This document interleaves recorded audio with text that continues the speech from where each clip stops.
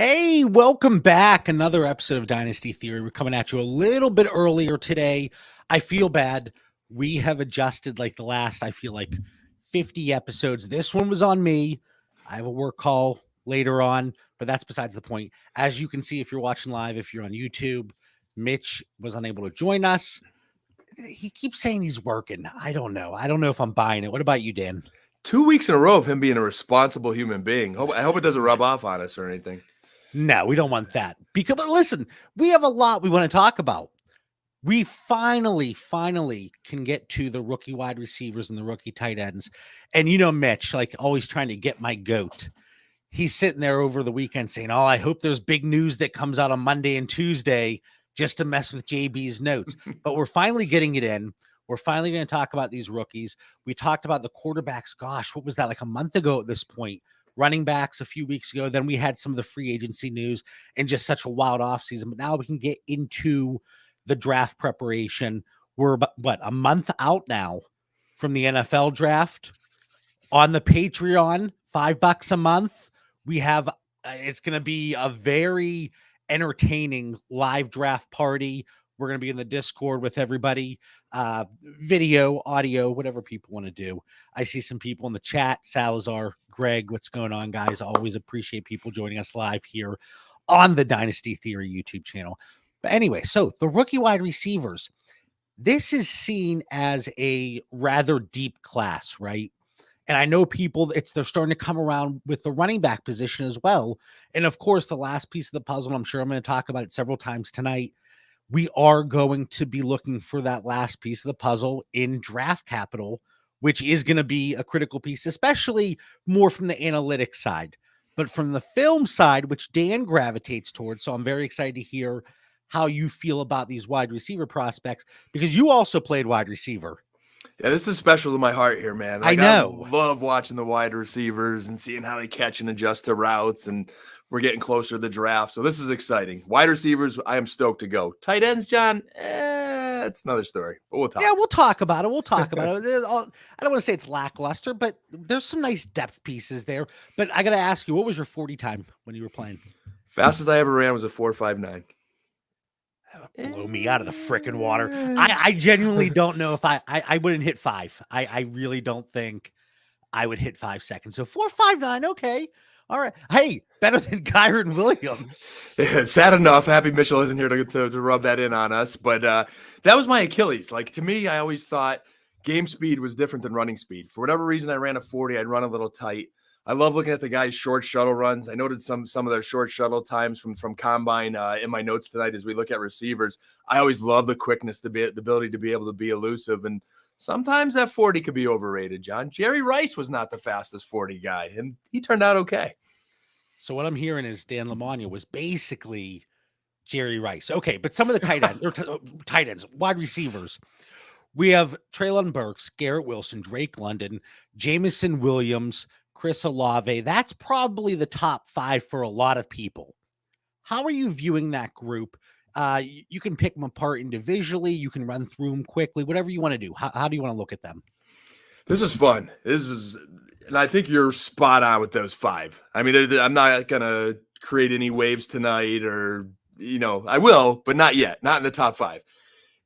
The top 3 specifically right now, I am going back and forth on, JB, as we're approaching our rookie drafts.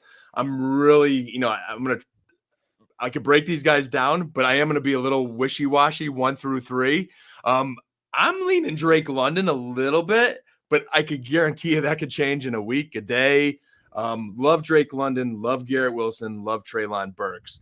Jameson Williams would be ahead of all of them if not for the injury, but he's so good. I'm still clumping him right after those 3.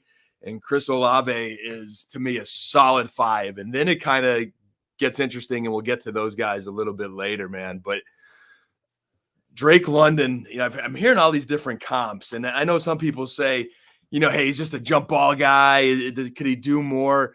I could see an NFL team be really smart using him across the middle and dragging routes and, slants. And I think he's going to evolve with the right quarterback situation. And it will be after the draft. I think these 3 guys will separate each other.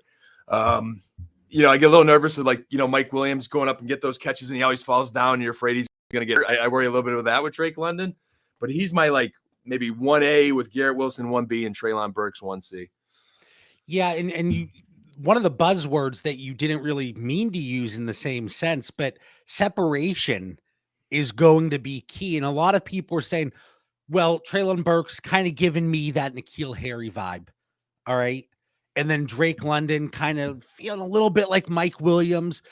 But when you look at it, and I've referenced this tweet and we've talked about it countless times in our Discord. Somebody put this out, and I wish, actually, if you give me a second, I can pull it up here because I just sent it to somebody else a couple days ago as I am stalling. Okay, it was from @Michael_Nania. And among first and second round picks from 2018 to 2021, wide receiver prospects with the highest percent of their targets deemed contested by PFF in final college season are Arcega-Whiteside, Denzel Mims, N'Keal Harry. And then it says, be cautious of wide receivers with 50-50 winner as their primary appeal. So then people start to get into those players that you mentioned, especially Treylon Burks and Drake London. Neither of them are even close to the percentages that Arcega-Whiteside, Mims, and Harry hit. So people are saying, well, if they're deemed and they're looking at, we're looking at them as a contested catch specialist, maybe that could be a knock on them. It's, they have not hit that threshold. So they're doing things in different ways. And you talked about Drake London. Maybe this is a USC thing. And I talked about it a lot with Amon-Ra St. Brown coming into last year. The way they use their wide receivers, they get them all over the field. They had Amon-Ra coming out of the backfield, split out wide, coming out of the slot. And Drake London, if you look at him, he was doing a lot of things close to the line of scrimmage. So he's not necessarily a deep ball, having to win those contested catches. He's able to do it in other ways. And Treylon Burks, I know people are concerned about that 40 time. This is where, and it kills me. You got to watch the film. You have to, because when he hits that full speed, that second gear, third gear, and he's reaching 22 miles an hour on the field, it takes him a second to get there, but nobody's catching him. And you got to love that. No doubt, and he made you talk about the film, some big catches versus Alabama did Treylon Burks. He's got an NFL type body. He's, running the ball on sweeps. He just has great instinct. So he really passes the eye test, and I'm curious where he goes. One last note on Drake London too, how USC uses him. He worked the sidelines pretty good. Again, I just think he goes with a good coach. He could work the sideline routes. He can run deep, but I think they'll move him around and get a lot of use out of Drake London. One of the things, so Dan's been rubbing off on me a little bit, and early in the rookie process, and I say early, but like January-ish, I went back, watched some games.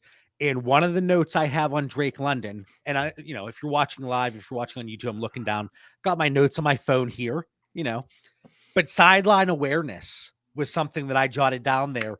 And it ties in somebody that played the game, coached the game, to see those similarities in the way we viewed it. You know what?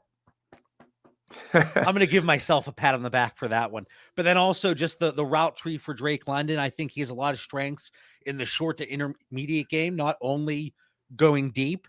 And then, we talked about Treylon Burks, but Garrett Wilson, can you dig in a little bit more there? Because I think there's a chance that he is the wide receiver one in this class when it is all said and done.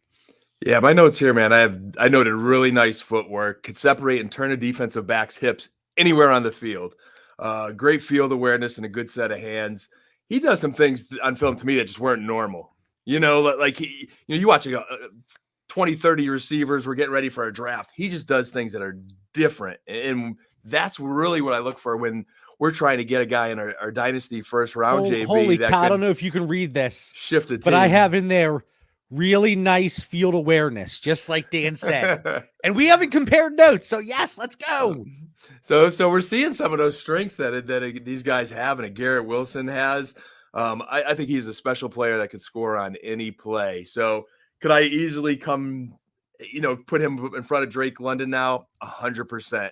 Am I 100% watching where they're going to go, JB?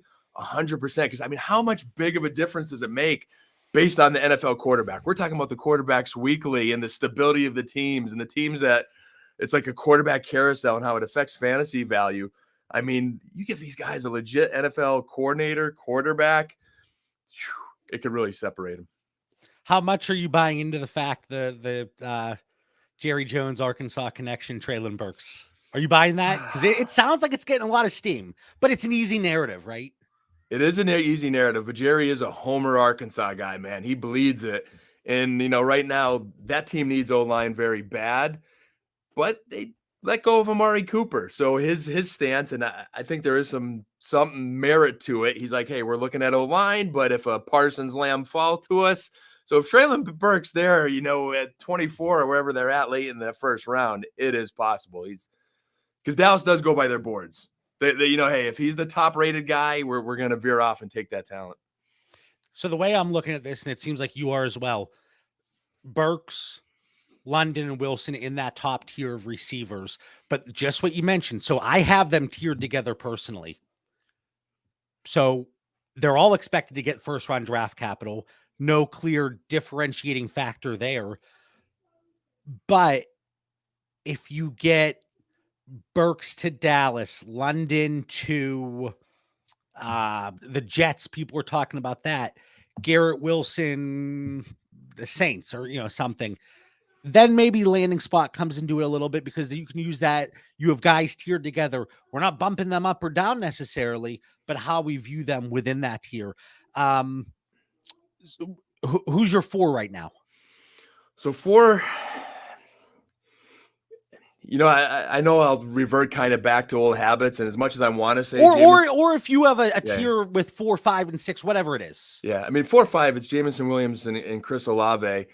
Being that Olave is healthy, and I know I'm going to get him day one, I probably put him 4, and I don't know if I'll have the patience necessary for Jameson Williams to be number 4, but I mean Olave,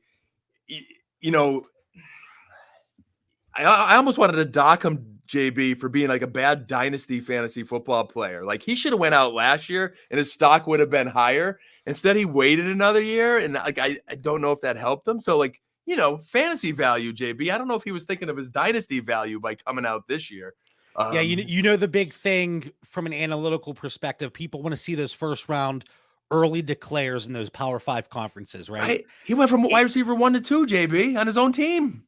Yeah, but did he improve his draft capital? Was he maybe going in the second last year? Now it's a first. We don't know. So if that's the case, he went back. He's one of the guys that was able to go back and make a financially sound decision and get that additional paycheck. So I mean, it's hard to disagree with what he did with the way it played out, with the expectation he goes in the first round of the NFL draft. Yep. I mean, I have him here as a sure-handed, skinny wide receiver with burst that could stop anywhere on a dime on the field and take the top off of defense. I love watching him separate and then accelerate. I think quarterback play may be more critical here. His vertical leap in the combine maybe wasn't as high as some of the other wide receivers, but he's a talented kid. So we have a question here, and I think it's a fantastic one because we talk about landmines all the time. And that was something I wanted to touch on here a little bit because, and we'll get into it. We're going to do our 2-round mock next week, you, me, and Mitch. But when we're in the first round and we're taking players with our first round rookie picks, we want to avoid those bust players, right? So Greg says, who has the highest ceiling? Who has the best floor, highest floor? It seems like the biggest question with these top wide receivers. And I think it's hard to say Burks doesn't have the highest ceiling. I think, it's easy to look at players like DK Metcalf and what they've done in the NFL. Not necessarily comparing Burks and Metcalf, but that could be a similar type ceiling. And from a floor perspective, I think with his route running abilities and checking almost every analytical box, early declare, reception market share, the receiving yard market share down a little bit, but yards per team pass attempt, college dominator, breakout age, and then height adjusted speed score a little off. I'm going through all my boxes here, Dan, but Garrett Wilson, I think, has the highest floor, and he might be the safest first round wide receiver, but that's not to knock his ceiling. Yep. But I think he's the safest. As you say, I'm rubbing off with the film. I do hear your analytics, JB, and the facts. And after I watch the film, I like seeing where you're at, and it helps the rankings a lot. Mitch is going to play this back and probably be a little bit nauseous because for a few weeks in a row, we've been agreeing a lot. In answering Greg's question, I would say Garrett Wilson's Treylon Burke is the guy as far as 6'2", 225 specimen with that A.J. Brown, Deebo Samuel, Metcalf mold. But Garrett Wilson feels safe and high ceiling. Like we're saying, hey, could he be the one or the two? So, I mean, either one of those two cats is right in that realm of high ceiling, best floor. Yeah, Jameson Williams, he fits in there too. Again, talking about the height adjusted speed score. So the way I look at this from an analytics standpoint, I know there's a million different ways to do it. I like to look at it, and I've mentioned this several times, but if somebody's listening for the first time, or typically whenever I say something about my, analytics, they, block me out. So I'll reiterate it one more time. I like to look at it from a minimum threshold standpoint. And again, I know people look at it, well, their ceiling and the especially like the yards per team pass attempt, they want those guys that are up in the threes. But I like to look at it from a minimum standpoint. And if you're checking these boxes within that tier, you accumulate a score. And it goes Burks, Wilson, London, Jameson Williams, Chris Olave for me. And Williams, Olave, and Garrett Wilson, like I said, the height adjusted speed score, not there. But again, there's so many guys with that. And Garrett Wilson, a 4.38. Jameson Williams projected I pulled this 40 time from a source, high level projection of 4.45. He probably blows that out of the water when healthy. And then 4.39 for Chris Olave. So you're probably sitting there saying, JB, how the hell do these guys have a low height adjusted speed score? Well, they're not these 6'2" giants. So when you factor that in, but still, they are burners. And then they all check the box on receiving yards per team pass attempt. Drake London a little bit lower if you don't adjust for the missed games, which I know some people do when they're looking at analytics. And then Jameson Williams, the reception market share. But again, still getting 20% at Alabama and then having the injury. So that very well could have been higher. And then all of them except Olave are early declares. So for me, I have the first three we talked about. I have Jameson Williams in a tier of his own when looking at wide receivers. And then I have Olave, Pickens, and maybe Dotson, but that's if he lands in the first. So I want your thoughts now on Pickens and Dotson. Before I get there, I got to ask you a question on Jameson Williams first, because here's a guy that is fast, tough to defend wide receiver that could adjust on the fly. I'm a Georgia Bulldogs fan, and their defense was off the charts, man, from secondary to pressure on the quarterback. And they had no answers for this cat, like none. Like, I do not know, JB, if they win the national championship, if he comes off that field. That's how good he was. So here's another special kid that could take a house call on any play. He's an Ohio State transfer that just erupted at Alabama. Like, you could get a gem here in the middle of your first round in a dynasty draft. Like, do you take that risk of taking Olave or a Dotson if he did land in the first round? Or do you just say, you know what, heck with it, man. I am going to just bite the bullet for year one because I'm getting the highest ceiling in a Mr. Williams for my wide receiver position. What are you doing with that? If Jameson Williams is there. So, okay. And I talked about this. The easiest comparison was if I was taking part in a rookie draft prior to the NFL draft. This is before the combine, and I talked about Kyron Williams, where I had him. Well, I wouldn't have taken him if I had a rookie draft or start up with rookies included at that point because there was risk. So today, because we don't know how things are going to shake out with the quarterbacks and we want that first round draft capital, I would feel comfortable taking Jameson Williams at 108. I would take Willis. He's locked in. Hall, Burks, Spiller, London, Wilson. And then Kenny. So I talked about this. Was it last week or in the Discord? I forget where it was. I talk a lot. But I say Kenny Pickett. I would be very surprised if he didn't land first round draft capital in the NFL draft. So today I would take him if I had to choose between Howe, Corral, and Pickett. I would take Pickett, but if they all get first round draft capital, Pickett's my quarterback 4. So make sense of all of that. Anyway, to answer your question, Dan, I am comfortable taking Jameson Williams. Yeah, because I think, so I see you're looking at the numbers now in Kenny Pickett, because I know we had our quarterback show, and I was kind of putting you on the hot seat there, being in your Pitt territory there where you live and home, and you weren't incredibly high on Pickett. Now we see he's in the top quarterback. We know how valuable a quarterback is in Superflex. So it's like, hey, do you take that quarterback that's so valued that, let's just say he does get a good landing spot?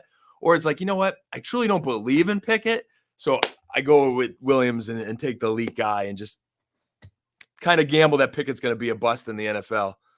But again, we do, and this is kind of my thought with Kenneth Walker, right? I am far lower on him than Mitch, the rest of our Discord community, people in the Patreon. I got people sending me hate mail on a daily bit. No, of course, kidding.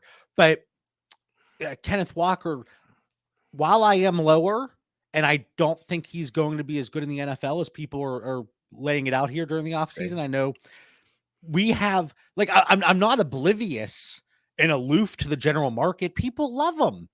So there's nothing wrong with taking a player here in the rookie draft if you can't trade out or trade back and move them before we even see them step on the field. So we have, over 4 months after rookie drafts before these guys see the field. So from a market perspective, if we're comparing Kenny Pickett with first round draft capital and Jameson Williams with first round draft capital, I'm going to lean the quarterback. Okay. But like I said, I have Kenny Pickett as my quarterback 4. If those guys above him all get first round draft capital as well, I would be looking to get him off of my roster, ideally before he takes the field.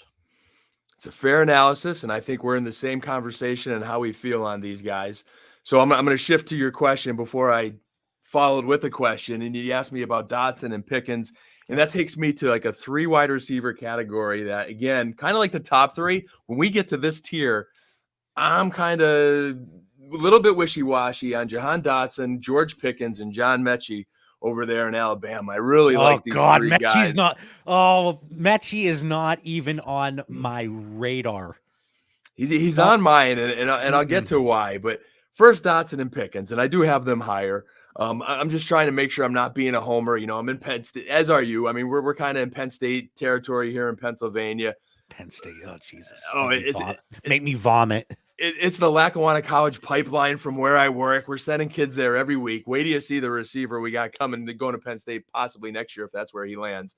We got another big prospect going that way. But Dotson, man, sure-handed wide receiver that was so huge for a Penn State team with limited quarterback play. I mean, if Penn State could ever figure out their quarterback play, they might actually, go a little further come bowl game season. But he's a speed wide receiver that knows how to get open and find the football. He has an expanded route tree, and he's an athlete that could run, he could catch, he could throw. He did it all for Penn State, man. So I really loved watching that kid. And then, he's one of those small Marquise Brown type wide receivers. I'm trying to level my expectations a bit. And then there's my boy Pickens, man. Like when it comes to our draft show, I'm gonna be wearing my Pickens Georgia jersey there. I just absolutely love this kid's potential. And unfortunately, he blows out his ACL during the spring game, and we had to wait till like a few weeks before the national championship before he got back on the field. Caught a bomb in the national championship game, which kind of flashed, but I still think he was limited in that game because I didn't see him get the reps or the route trees he did the year before. The year before, it was like, oh man, I think this kid's going to erupt next year. And he just never got that chance to show it. So if you want to talk about ceiling, here's a guy here. I'm just trying not to be a homer, but 4.47 40 after that blown out ACL, solid jumps at the combine. I would have liked to have seen him run the cone drills. I heard JB that not all the guys ran the cone drills because they were late at night or something like that in the combine. So that might be something we'd have to look at their pro day scores. I have to dig a little bit deeper there. But he's got the intangibles, man, that I love. And I'll just close out on Mechie, 5'11", 187, tough kid, not afraid to catch in traffic. Another sure-handed Alabama wide receiver that he just seems to be flying under the radar a little bit. So Williams gets hurt in the bowl game, and I'm like, all right, number one receiver's out. And then all of a sudden, John Mechie's putting on a clinic versus that same awesome Georgia defense, and then he got hurt too. Speed, quickness, instincts. I could see being a PPR producer in fantasy. I hope to see that little Karate Kid crane kick that he does in his highlight films in the National Football League. That could be fun to get behind. He's a little bit of a sleeper for me. I'm not going to wake up on him then. I'm going to keep sleeping. I am taking. It's about time we disagree. So give it. Yeah. To me, like Christian Watson, Sky Moore, David Bell, Dotson, Pickens, Olave, the guys we mentioned earlier. Woo! Like, leaps and bounds ahead of Mechie. And I have him and Justin Ross tiered together. Two guys that I'm not going to get behind here. And looking at the different boxes that I've talked about, and this is where context comes into play, because players suffering injury, different situations, but there's a lot of things that neither of them checked. I know, especially Justin Ross, he checked a lot of those boxes early in his career, and then it was injury. But Mechie, just in general, like, I'm expecting third round draft capital in the NFL, and that's not a death sentence by any means. It's not the fourth round, like, I'm on Raw, and then I'm off the wagon there with him. But I could not take Mechie or Justin Ross in the second round of rookie drafts. Is super flex tight end premium. I couldn't do it. But I did mention Christian Watson, and initially he popped off out of nowhere, getting on people's radar because of the Senior Bowl, the practice leading up to the game that week. And we've seen this before, right? We've seen players. Antonio Gandy Golden was a player. There's a speed difference there between those two. So I'm not saying they're identical, but they have the size. They had that hype in the Senior Bowl. And we know what happened to Antonio Gandy Golden. But now with Christian Watson, I have him as my wide receiver 10, to be honest with you. So low on the grand scheme of things, but still probably higher than a lot of people just because of the way I see the rest of this class shaking out. Again, we'll get into more depth with that with the mock draft next week. But Christian Watson, I think he could land in the second round, but even if he gets third round draft capital, I'm still having him above Mechie. I even did the shoulder shrug. Meh. Well, we know if you and I are in the same draft, who could get Mechie and who could get Watson. We're definitely in a different, ranking there. But I do like your take on Watson, and I'd have him, I'd say, anywhere between like 10 and 13 in my rankings right now. I mean, the Tampa Tornado at 6'4", 208, I definitely liked him more on film than Gandy Golden. He is just, he's got the Justin Jefferson dance. He's got the NFL tattoos in progress. This kid believes in himself, JB. A 4.3 640. I haven't seen a shuttle yet, man. So like maybe in our Discord, if we could find some shuttle times at some point. He's another one that didn't run on the combine. I'd be really interested. But 11.4, the best broad jump at the combine. This kid could jump out of the bleachers, man. He's Excellent an athlete. He's vertical. He's super athletic. Totally freakish. A lot of confidence. He ran the ball well. Also, I mean, like they used him in different ways. And him and Malik Willis really shined on like the bad weather day in the Senior Bowl. The coach in me loves those things, man. I love hearing those stories. Like this guy's just a baller. And he also goes to, once a year, I'm good for those like workout warriors, those Pete Bommarino, Florida, Adam Schefter training tips. He is out there in Florida, man, working all of that. This kid is a workout warrior. So it's aligning for me, JB. He's moving up rapidly in the rankings there. Well, we kind of got taken down a little bit in the tiers because you brought up John Mechie, but David Bell and Sky Moore. David Bell, not a fantastic combine performance, but we didn't expect him to go out there and be a speedster. He's the Dan Lamagna of this 22 class. He's a technician. He doesn't need JB, as much as the ego I had in my 20s, there's a reason I didn't make it to a higher level. There was that 40 speed, and David Bell, man, you want to take it to that next level. he went to my honorable mention and out of my rankings here. My God. Honorable mention, David Bell. You need to boost him up a little bit. Here's the thing with David Bell, though, okay?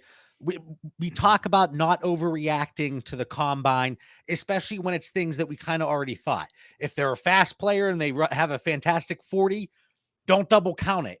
And it's the same thing with David Bell. We kind of had that expectation of where he was going to fall with that 4.6, 4.65. The only worry is, will the NFL brush it off the way John Bauer is? That's the thing. If he still lands in that top 50, 60 pick range, gets into the second round, I'm okay with him in that 203 to 204 range. But if he slips to the third, I have to adjust.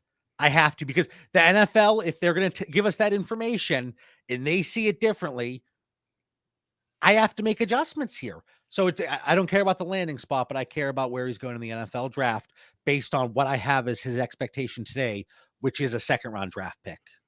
Yeah, I mean, James just put in the chat, doubtful how many wide receivers there are in this draft class. It is a deep class, and I think the NFL could be unforgiving when you see that 40 time there. It's, and especially how pass happy this game is these days.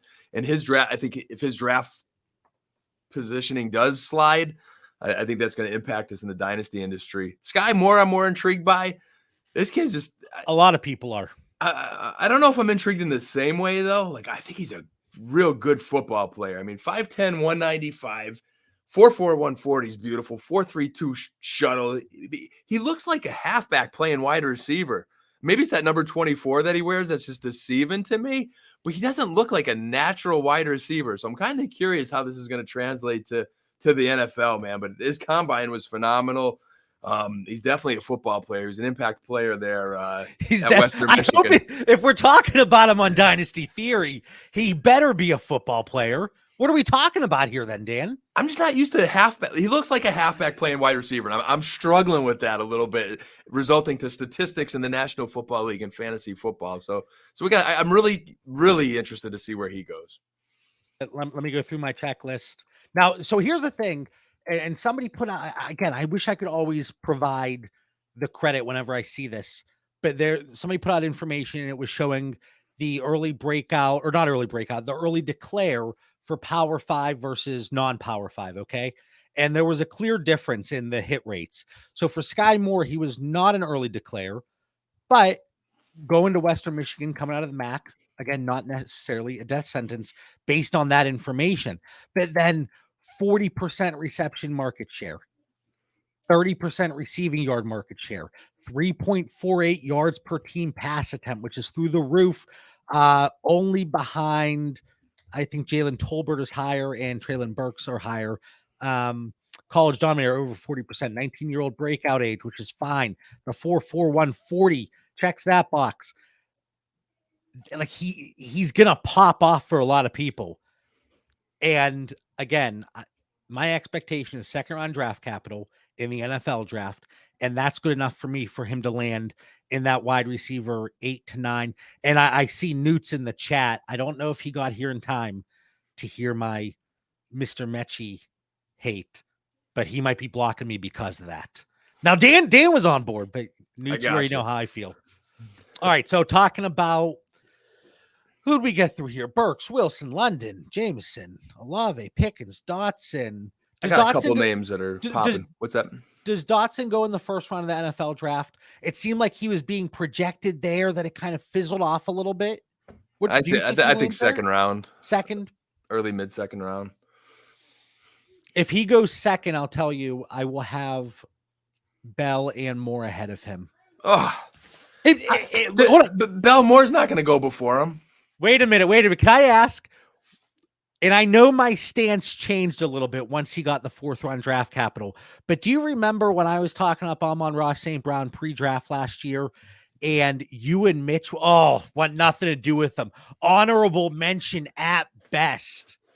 And of course, I started whistling a slightly different tune. Still have a lot of shares, but I think that's my guy this year, David Bell. But if Dotson lands in the second, Bell needs to land in the second to get ahead of him.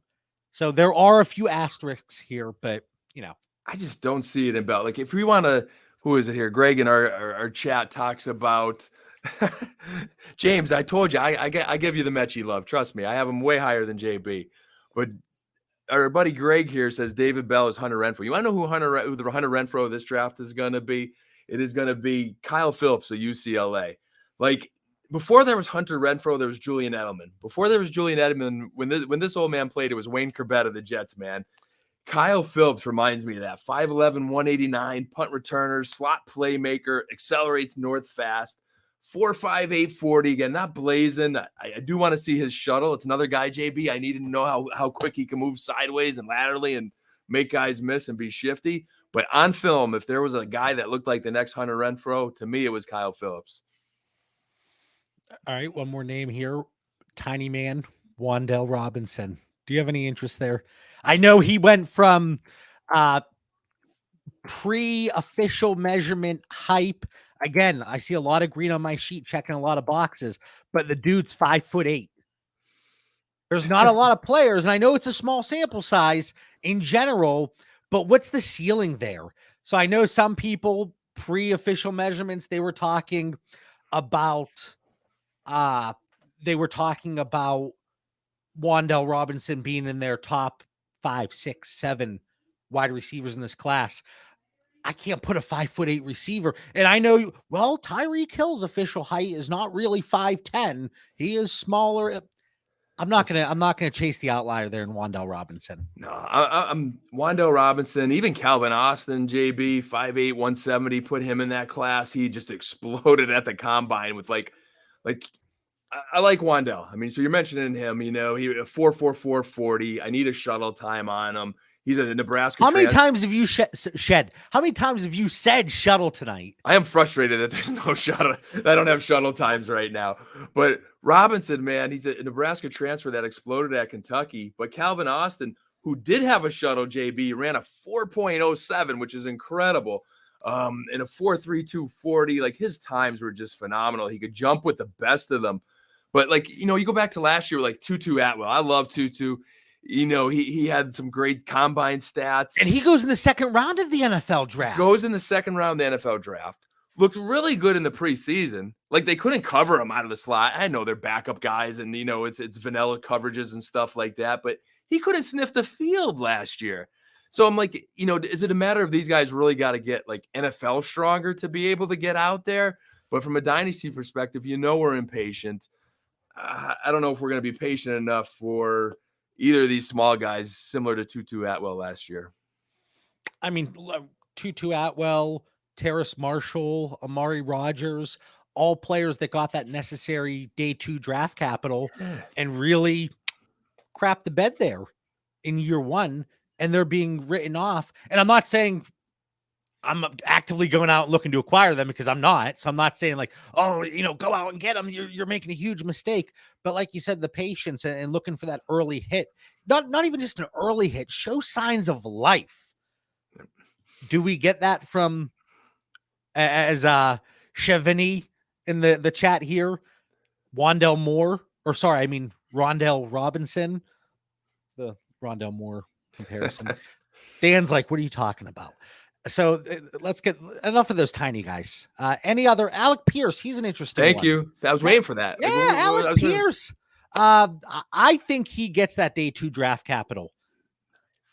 Try to put a 9th up. He is 9th in my rankings right now. I got him cracking the top 10 ahead of your boy Sky Moore and definitely ahead of David Bell. But 6'3", 211, strong hands, an intriguing combination of size and speed. He was the other part of a special Bearcats season.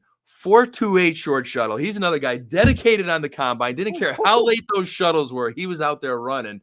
7.133 cone drill to go with that 4.41 40. Like, all the stats are there. I believe he is more than a straight line big receiver based on the shuttles and the 3 cones and how he did at the combine. So I'm really intrigued by Alex Pierce. Greg says Dan's post shuttle time rankings will be fire. We'll see how much movement we get there. I might even run a shuttle run in my man cave in our draft show. Even we'll see. I'll show you guys proper technique.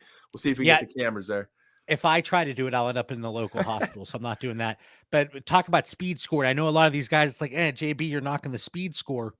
So not just the 40 time, but adjusted for their height and their weight. The guys that really jump off here, Burks 106, London 116, Watson was the highest 123, Alec Pierce right below them 116. So physically, he offers that big body, fast receiver capabilities. But again, the 21-year-old breakout age doesn't really pop off the charts for the yards per team pass attempt. He's under the threshold for reception market share and receiving yards. And, we talk about the early declare, but Cincinnati in the American, but he's a big guy, and we'll see how that plays out. All right. Can we talk about the tight ends here for like 10 minutes? Can I give you one more wide receiver? Yeah, absolutely. Just I guess the rest of my list that is just kind of keeping an eye on. Jalen Tolbert, South Alabama, 4.49 40, 6'1", 194. I think he's 23, so I think age would probably crush him in yours. But 82 catches for 1,400 plus yards with 8 tutties. I'm a little curious what his story is. And then Justin Ross of Clemson. Hey, really quick, besides the age, he does check a lot of the boxes. Okay. So it's that one. It was more, and not to say lack of competition, boom, you're completely, docked here, but still somebody that I actually think I might have an oversight on my end. I got to throw him in here. I swear I had him in here. Oh, no, there he is. So I have him in that 211 to 304 tier. I was like, JB, you don't have him in the top 60 rookies here? No, I do. I just missed it. But I have him as my wide receiver 12. So I'm taking him over Mechie. Stop it now. I am. I am. If I didn't leave my challenge flags upstairs in my normal recording space, I would definitely be throwing it at your John Mechie hate right now. Because the guy, again, he was tearing up my Georgia Bulldogs there in the national championship game when he had to. The guy is legit, but I have him high. And then I think when we just Jalen Tolbert, like these guys we're talking about now, we're going to have those late round, 3rd, 4th round picks, 5th round picks. Some of our dynasty leagues are a little bit deeper. So again, we're not here saying, hey, this is my guy. I think he's going to be the next this or that. I'm saying, hey, he's worth taking a flyer if you've got a taxi squad or a deeper bench, and you just never know. Justin Ross of Clemson, this guy was projected as a wide receiver 1, pre-injury. So I wouldn't just forget him over there at Clemson, man. They could do some good recruiting at Clemson. So, he's on the radar. Romeo Dobbs in Nevada. He was a sophomore sensation, good Senior Bowl. David Bell's that far down for me. Sorry, JB. But then in my last one, Velus Jones at Tennessee. That dude's 29 years old or something like that. Is he 29? 4.3 140. I was like, whoa, I think he's 24. And then James, man, I got to look up this guy you're giving me. Ty Freifogel. Boy, he must be going really deep. You got him in your numbers there, JB? Wait, really quick. Jones, he turns 25 on May 11th. Oof. 25. Wow, man. You can keep your 25-year-old rookie. Yeah, Thank you very much. Wow. And I know you're just you're rattling through names. I know. Yeah. I know. But speaking of John Ross, I would want to throw it out there. I have him in like that mid-3rd range. So somebody that I'm not overly excited about. But again, how fair is that? Just because he popped his freshman year at Clemson. Popped. And then the injuries. So rookie tight ends. Man, who was it? Oh my gosh. In the Discord and the Patreon, was it Mitchell? I think it was not Mitchell. He was saying, JB, I've watched every Texas A&M game. You're way too high on Jalen Whittemire. Like, knock him down. This is 2 months ago. And I'm saying, listen, Mitchell. And I hope it was Mitchell. I don't want to be giving credit to the wrong person here. But he checks everything. And then he freaking goes out and runs a 5.03 a 5.03. He's still running his 40, Dan. He made you look like the Flash. That's discouraging, man. That's discouraging.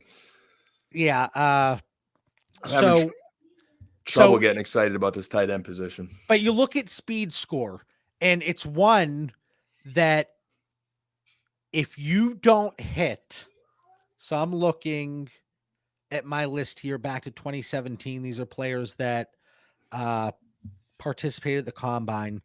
All of these guys are over a speed score of 103. Okay. So bear with me for a second. And these are all guys that have produced top 12 numbers up to this point. Okay. In a given season. Kyle Pitts, Noah Fant, Evan Ingram, Gesicki, Kittle, Andrews, Knox, Goddard, Hurst, Tunyon, Hawkinson, and Joku. Okay. So that's everybody over 103 speed score. The guys under 103, Dalton Schultz. That's the list. Wow. That is the list. So that it's a pretty damning threshold not to hit. And the guys that don't hit it, even though I like these two guys, Cole Turner and Isaiah Likely, they're under. Rucker, K-Dot, and Trey McBride, Greg Dulcich, James Mitchell, Peyton Hendershot. What a name. I love that name. He's under that threshold. And then Wittermeyer, 78. So I talk about 103 being the threshold. He's at 78. We could challenge for that. Come on. But again, it's not just one thing we're looking at, but that is it's a big one for me for tight ends, with Dalton Schultz, the only one coming into the league since 2017 that has hit top 12 numbers. That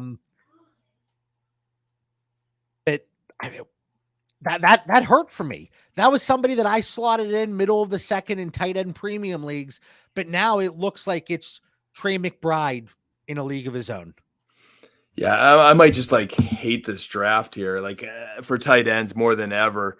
If I'm in a dynasty team where I'm just desperate at tight end, or again, those late round picks and I want to take a flyer. I mean, Dulich of UCLA is okay.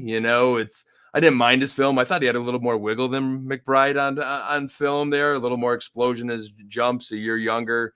So maybe just a little more to like for me, but it's just nothing more than a late flyer on a dynasty roster just to get some depth. And, again, that'll probably depend where he lands too.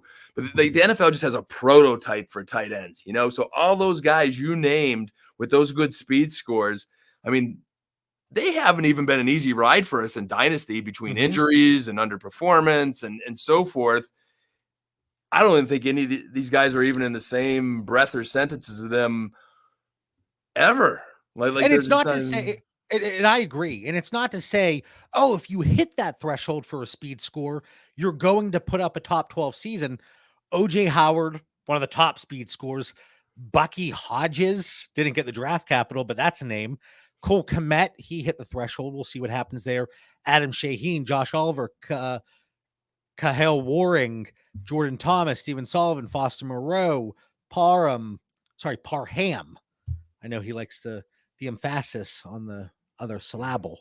Colby Parkinson, Jeremy Sprinkle, Drew Sample. So again, it's not like, oh, you hit that, you're going to be amazing. There's other variables at play, but it's certainly one of the big ones. And draft capital necessarily isn't, it's not the most critical for a tight end when you're comparing quarterbacks, running backs, wide receivers. Obviously, quarterbacks we went first, running backs, wide receivers, day 2. But tight end, you see these guys that slip into day 3. But I saw a comment in the chat about Jalen Wittermeyer. He might not be drafted. I'm not enthralled by a UDFA tight end.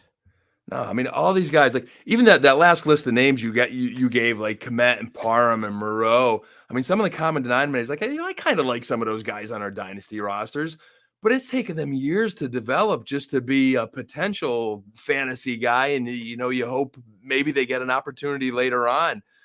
From a talent perspective, like all those guys have a certain size to them. Like this draft is full of guys that are just too small, too slow, too something that's not prototypical for an NFL tight end. So hey, there's some decent size guys though. But then they're missing the speed, or they're missing the receiving skills, or it's not translating to me into potential dynasty production. So to me, it's just late flyers. Pick the tight end you like. I think of the guys we're hearing the most about, Greg Dulcich is probably my favorite. So I'm looking at McBride as my tight end 1, middle of the second, in 2 PPR. And then, like you said, we're getting to the 3rd round, and they are flyers at this point. Isaiah Likely. How likely is it that he's a fantasy asset? I'm here all night. And Good then final season for him. And I love Charlie Kohler, but it seems like I like him a heck of a lot more than anybody in the NFL might, because I haven't heard a lick about him. You see hype pieces for everybody, and Kohler's one that just really hasn't popped. So early 4th maybe for him and Dulcich there out of UCLA, and then we get down to K-Dot. And I know Jelani Woods. He had a good pro day, combine. You know, right. He's got some traits. And he's a physical monster. So I know people are excited about that. But still, none of these tight ends, like, clearly we're not looking at a Kyle Pitts discussion. We're not even talking about a Pat Freiermuth, to be honest with you. No. And he was slipping to the early middle of the second, even in 2 PPR last year. Newt says Kohler's a nice sleeper. Yeah, again, based off of all the boxes that he checked, Turner, Likely, and Kohler are the 3 outside of McBride that are intriguing for me. I'm probably going to roster a good amount, because once you hit the 3rd round in a 2 PPR tight end premium league, I'm looking to stash as many of those guys as possible just for cheap points. And then, running backs, which we obviously spoke about a few weeks ago. But any other tight ends, they're all flyers at this point, to be honest with you. I can't think about anybody that I'm like, oh my God, yeah, like I have to get them in the 2nd round. Like McBride, I like him, but even him, like, with how deep this wide receiver class is, and if we get those 4 first-round quarterbacks and some running backs that we didn't think about with day 2 capital, these tight ends might slip even a little bit further. So I know we don't want to completely neglect and ignore a position, but it's flyer central here with these tight ends. Yeah. And with that, I don't think we could give our listeners anything of substance that's going to give them an edge or an advantage at the rookie tight end position this year. We'll see where they land. We'll be breaking them down. We'll have some rankings, mock draft. We have some things coming out to keep an eye on. So we'll help you when it counts, but man, focus on the other positions. Final thoughts. Besides bashing the tight ends here on episode 153, anything for our listeners to take home and tell mom about, as you like to say, about your fab? And I love the tight end position, JB. I'm a West Coast offense kind of guy, man. I think there's a place for the tight end. It's just not in this year's rookie class. But final thoughts, man. April 28th is coming much closer. I have a new Cowboys draft hat on order today for our live show. I'll be back. Did you like the draft hats? That all black version, that is the one that was just good enough to purchase. No, I did not like the draft hats. They were very disappointing this year. But there's a different black version of them that's not your typical one that I thought was kind of cool. So it was good enough to buy one just because I'm a homer. Yeah, I saw the Steelers one, and it looked. And you don't have to give me a reason not to get Steelers merchandise and memorabilia. Better chance of you having a Cowboy hat there with Aikman and Gallup behind you, as I don't see any Steelers tonight. I have 2 Lions jerseys. Juju's over here. There is a Juju over there. Of course, he's in Kansas City now, so I don't know if that really counts. I know. It's kind of like my Cooper jersey. It's a little disappointing. I had to move it in the closet tonight. But hey, draft show 28th. Don't miss it. It's going to be a lot of fun. Not a draft show. It's a party. It is a Patreon watch party. We're going to be hanging out, shooting the, probably 6 hours both nights. So if you're not sick of us at this point, you will be after that. But yeah, we want to thank everybody for tuning in. Unfortunately, Mitch wasn't here, but our man Dan here was able to hold down the fort. A lot of good information there discussing the rookie wide receivers. Remember, next week we'll be doing our 2-round mock draft, super flex, tight end premium. We'll be getting through the different positions and looking at them and comparing them and how things are going to shake out. So that's going to be a lot of fun. For Dan Lamagna, Mitch Sorensen, I'm John Bauer. We'll catch everybody next week. Have a great night.